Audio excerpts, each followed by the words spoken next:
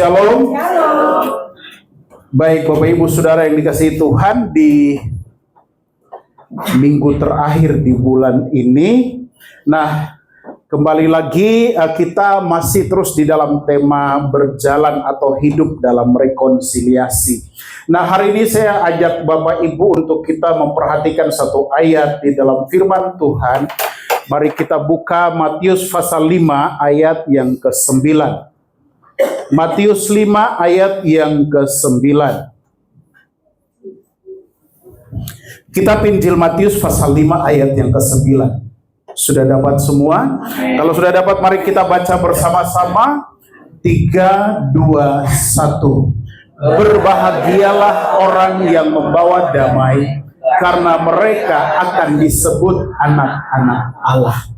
Iya, Bapak Ibu yang dikasihi Tuhan, Alkitab katakan ini pengajaran, salah satu pengajaran Tuhan Yesus yang luar biasa ya. Ada 8 ucapan bahagia di dalam bagian ini. Salah satunya dia katakan bahwa berbahagialah, atau kalau dalam terjemahan bahasa Inggris itu dikatakan diberkatilah orang yang membawa damai, karena mereka akan disebut anak-anak Allah.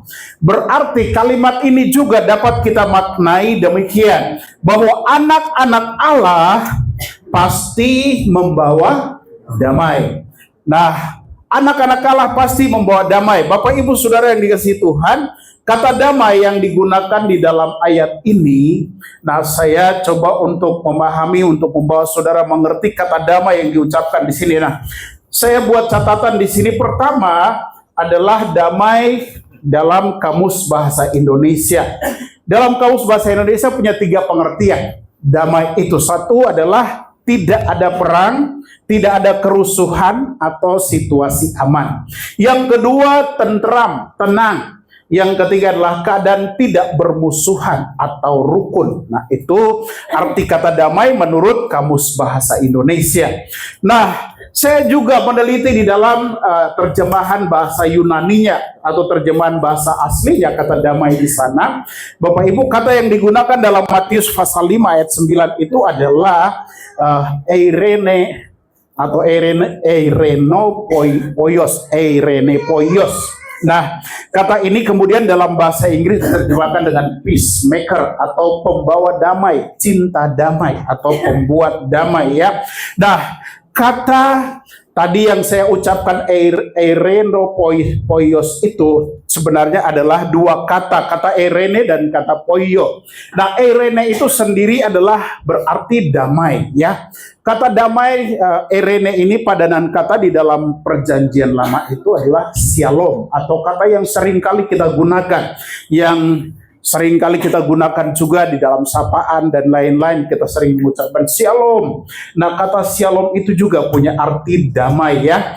Tapi kita lihat di sini bahwa baik eirene maupun shalom, dia bukan hanya sekedar sebuah ucapan kata selamat, tapi di dalam kata itu terkandung, kalau orang Yunani pada zaman dulu mereka memahami kata eirene itu berarti tidak adanya peperangan, tidak adanya permusuhan, keadaan tenang, tidak ada kerusuhan, kehidupan aman, stabil. Misalnya kerajaan atau negara dalam keadaan stabil, tidak ada masalah. Mereka sering menggunakan dengan kata eirene. Kita gunakan tadi kata shalom. Di dalam hubungan dengan Tuhan, orang Israel mengartikan kata shalom itu sebagai di mana Tuhan mengaruniakan kepada mereka keamanan atas bangsanya, kemakmuran atas bangsanya, kesuksesan atas bangsanya. Karena mereka hidup takut akan Tuhan, maka Tuhan menganugerahkan damai sejahtera di negeri mereka. Tidak ada lagi permusuhan antara suku dengan suku, atau tidak ada permusuhan atau peperangan antara bangsa dengan bangsa. Mereka memaknai kata shalom seperti itu. Jadi Bapak Ibu yang dikasihi Tuhan, pertanyaannya begini. Di dalam Matius pasal 5 ayat 9, siapa sih orang yang membawa damai itu? Tadi kita sudah baca, yang membawa damai itu adalah anak-anak Allah. Anak-anak Allah itu pasti hidupnya membawa damai. Berarti yang tidak pernah membawa damai adalah bukan anak Allah.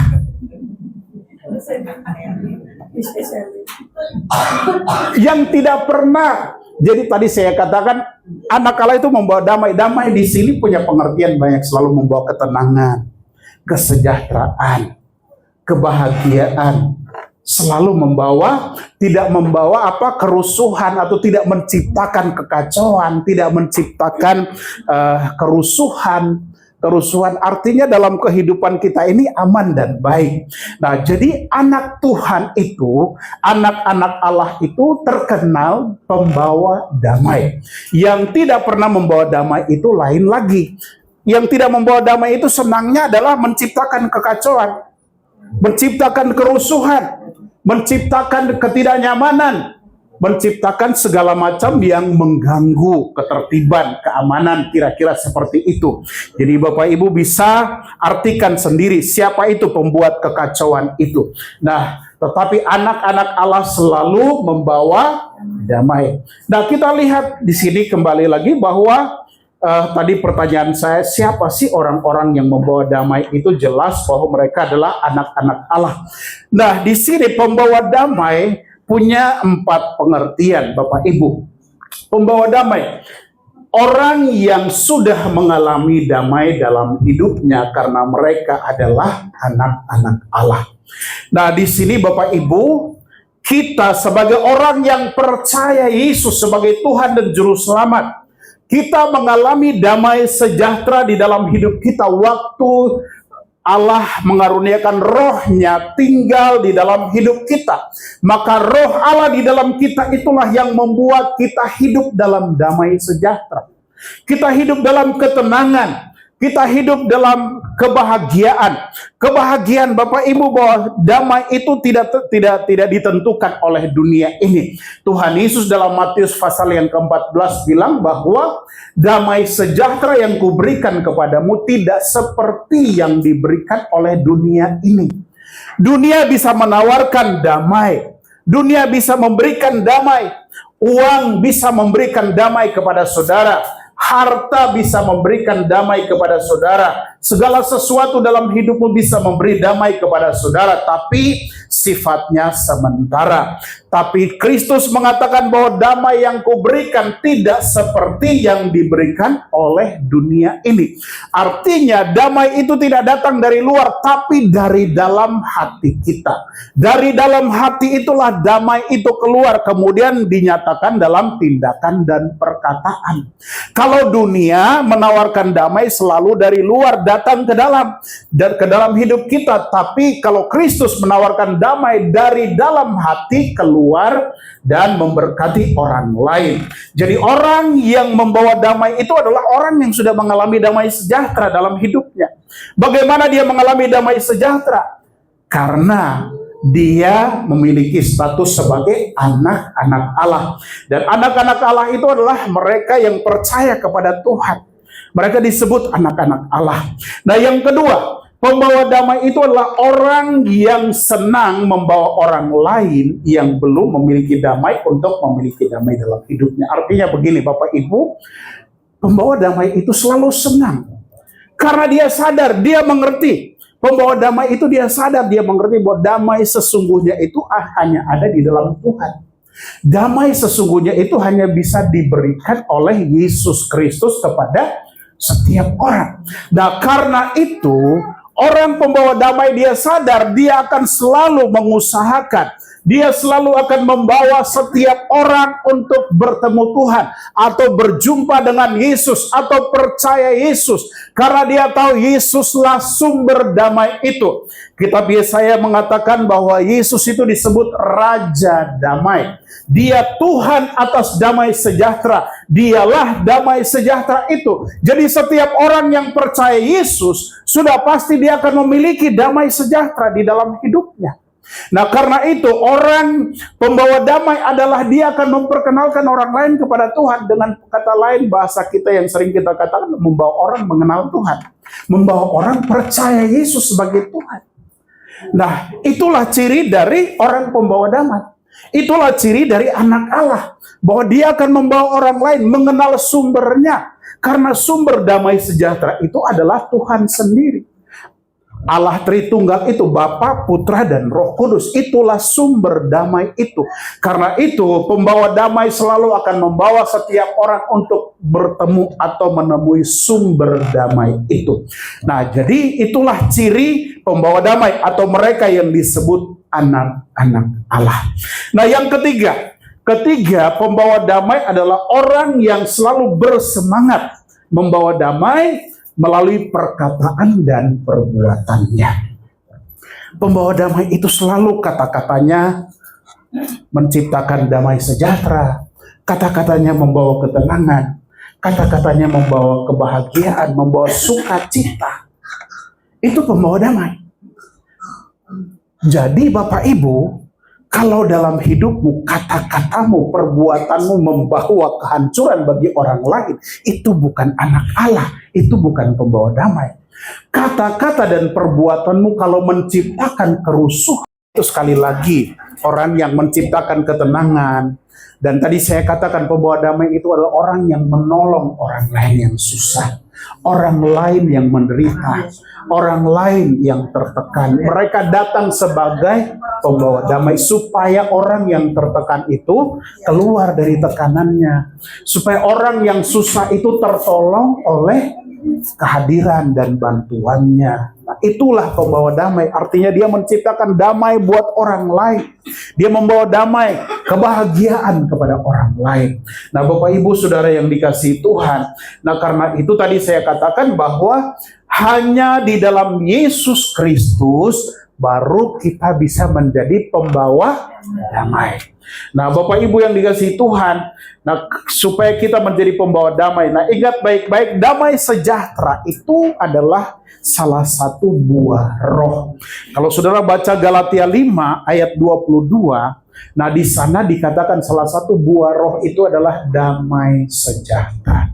Nah, kenapa dibilang buah roh?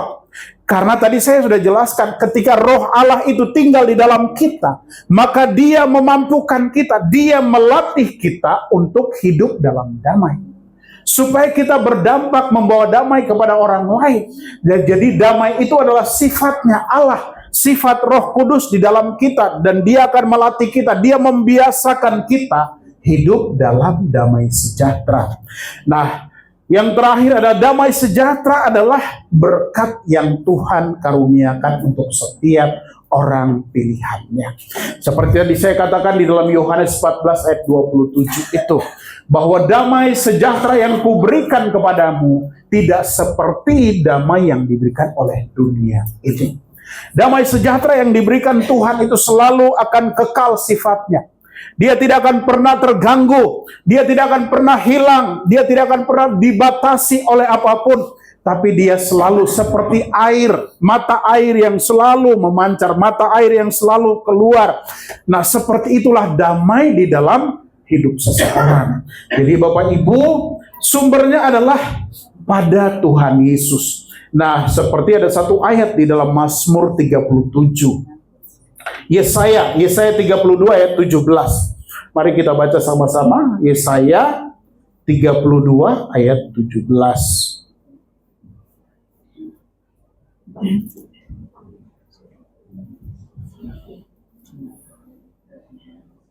Kita baca sama-sama 2, 3. Di mana ada kebenaran, di situ akan tumbuh damai sejahtera.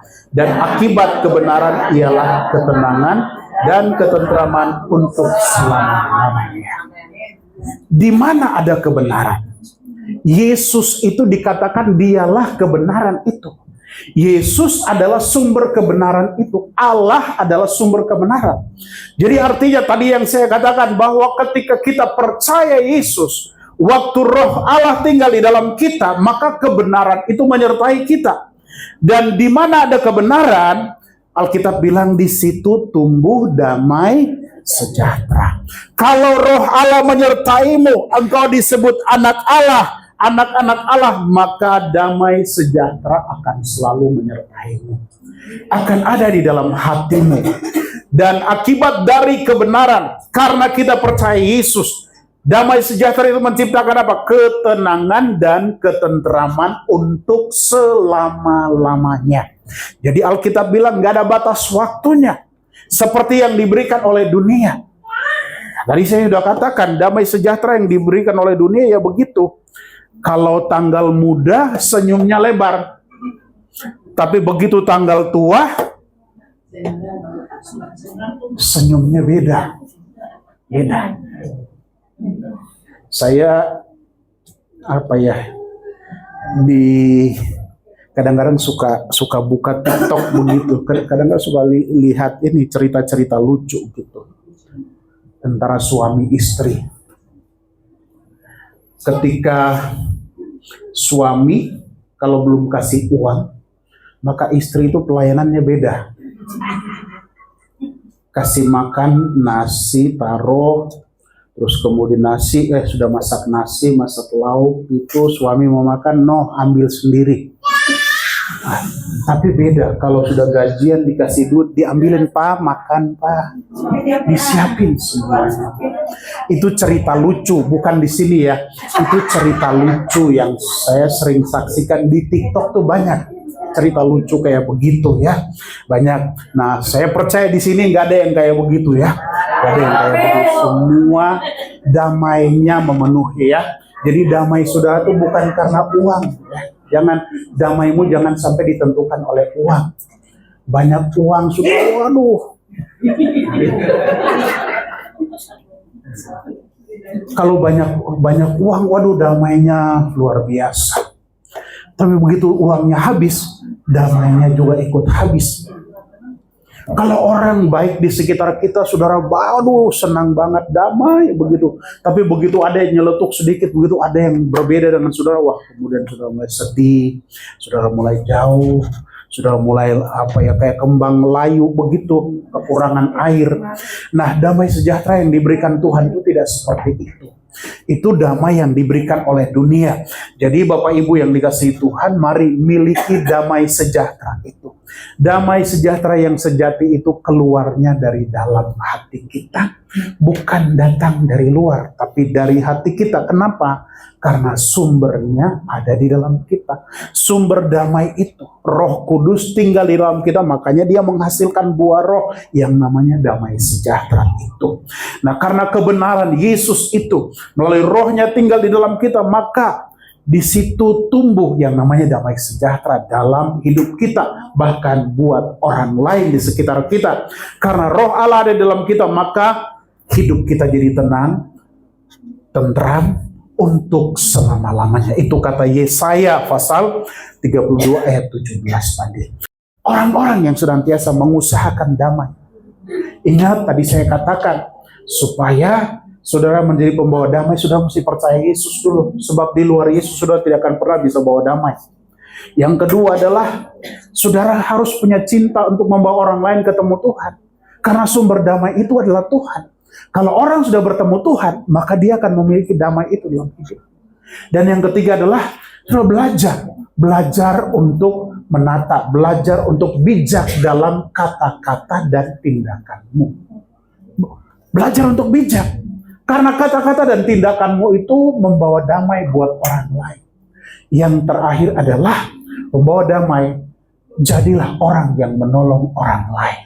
Orang dalam kesusahan, orang dalam penderitaan, orang yang terabaikan, orang mungkin punya masalah, saudara datang membawa damai buat orang itu, menyelesaikan masalah orang itu. Itulah pembawa damai. Dan doa saya biarlah itu terjadi dalam kehidupanmu dan kehidupanku. Tuhan memberkati.